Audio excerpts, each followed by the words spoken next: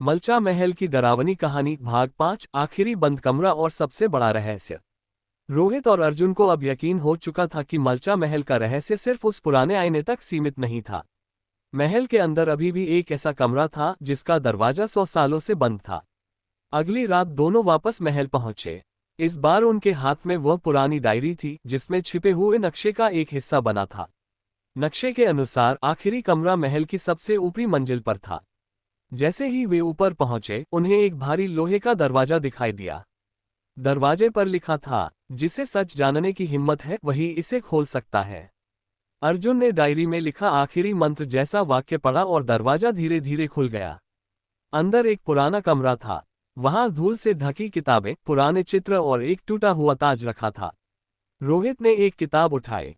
उसमें लिखा था कि इस महल का सबसे बड़ा रहस्य कोई खजाना नहीं था, बल्कि यहाँ छिपी हुई एक अधूरी कहानी थी जिसे दुनिया ने कभी नहीं सुना। तभी कमरे में ठंडी हवा चली और वही रहस्यमयी परछाई सामने आ गई। उसने कहा, तुम दोनों ने सच खोज लिया है, लेकिन अब फैसला करना होगा। अर्जुन ने पूछा, कैसा फैसला? परछाई ने जवाब दिया, क्या तुम इस रहस्य को दुनिया के सामने लाओगे या इसे हमेशा के लिए इस महल के साथ दफना दोगे? रोहित ने चारों तरफ देखा। उसे समझ आया कि यह जगह डर से ज्यादा पुराने इतिहास और भूली हुई यादों की कहानी थी। अर्जुन ने डायरी बंद की और कहा, सच छिपाना आसान है लेकिन सच को सही तरीके से बताना जरूरी है। जैसे ही उसने ये कहा, कमरे की दीवार पर बनी पुरानी तस्वीर चमकने लगी।